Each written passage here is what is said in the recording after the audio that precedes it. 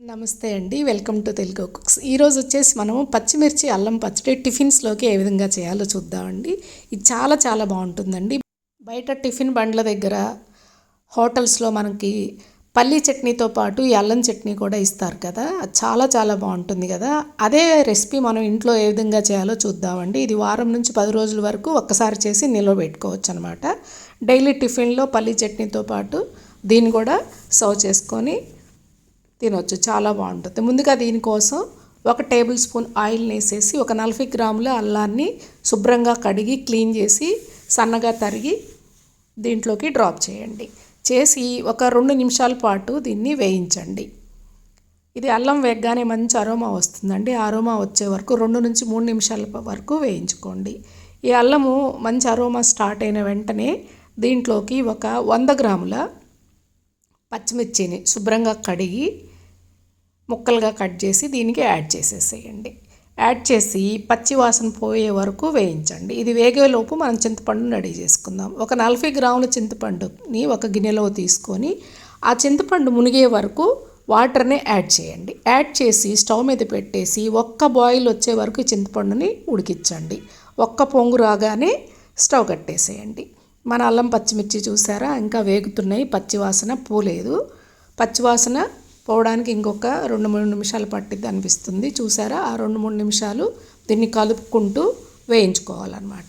పచ్చివాసన పోయి మన పచ్చిమిర్చికి ఆ విధంగా బ్రౌన్ కలర్ మచ్చలు అయితే కనిపిస్తాయి, అప్పుడు వేగినట్టు లెక్క. వీటిని తీసుకొని ఒక మిక్సీ జార్లోకి ట్రాన్స్ఫర్ చేసేసుకోండి. ట్రాన్స్ఫర్ చేసి దీనికి వచ్చేసి ఒక 3 టీ స్పూన్ల కళ్ళుప్పుని యాడ్ చేయండి. 3 టీ స్పూన్లు కంపల్సరీ పడుతుందండి. దీన్ని కోర్స్ గ్రైండ్ చేసుకోవాలి. మిక్సీ జార్ మూత పెట్టి కోర్స్ గ్రైండ్ చేసేసుకొని దీనికి వచ్చేసి మనము ముందుగా తయారు చేసి పెట్టుకున్నటువంటి చింతపండు గుజ్జుని కలిపేయాలి. అదే ఉడికించిన చింతపండు, ఇందులో పీచు పెంకు అన్నీ తీసి ఉడికించాం కాబట్టి డైరెక్ట్గా వేసి చేసేసుకోవచ్చు. 50 గ్రాముల బెల్లాన్ని ముక్కలుగా కట్ చేసుకొని తరుక్కొని వేసేసేయండి. ఇప్పుడు దీన్ని మళ్ళీ మెత్తటి బాగా పేస్ట్ లాగా గ్రైండ్ పట్టుకోండి. చూసారా, ఈ విధంగా. చింతపండు కలర్ని బట్టి మన అల్లం చట్నీ కలర్ మారుతుందండి. చింతపండు ఎర్రగా ఉంటే మంచి గ్రీనిష్ కలర్ వచ్చింది. చింతపండు నల్లగా ఉంది కాబట్టి కొంచెం బ్రౌన్ కలర్కి వచ్చింది. దీన్ని తాలింపుని రెడీ చేసుకోవాలి. అదే బాండీలో ఒక 2 టేబుల్ స్పూన్ల ఆయిల్ని వేసేసుకొని ఆయిల్ వేడెక్కిన తర్వాత 1 స్పూన్ ఆవాలు, మినపగుండ్లు 1 స్పూను, అదేవిధంగా కొంచెం జీలకర్ర వేసుకొని ఇవి బాగా వేగిన తర్వాత గోల్డెన్ బ్రౌన్ కలర్కి రావాలి మినపగుండ్లు అనేవి. ఆవాలు అయితే బాగా చిటపటలాడాలి, అప్పుడే మన తాలింపుకి మంచి అరోమా వస్తుంది.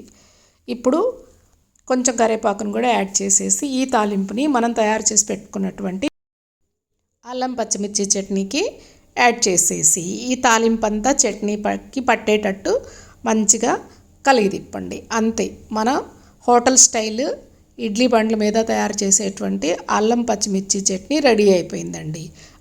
పచ్చిమిర్చి ఘాటును బట్టి పులుపు ఉప్పు అనేది అడ్జస్ట్ చేసుకోవాలండి. పచ్చిమిర్చి ఒకే రకంగా ఉండట్లేదు. కొన్నిసార్లు కారంగా వస్తున్నాయి, కొన్నిసార్లు కారం తక్కువతో వస్తున్నాయి. దాన్ని బట్టి ఉప్పు పులుపు అడ్జస్ట్ చేసేసుకోవాలి. అంతే. దీన్ని కనుక ఫ్రిడ్జ్లో పెట్టుకున్నామంటే మనం వారం నుంచి 10 రోజుల వరకు నిల్వ ఉంటుందండి. తప్పకుండా ట్రై చేయండి, చాలా చాలా టేస్టీగా ఉంటుంది. ఈ రెసిపీ మీకు నచ్చినట్లయితే please like, share and subscribe అండి. మరిన్ని మంచి మంచి రెసిపీస్తో మీ ముందు ఉంటానండి. Thank you.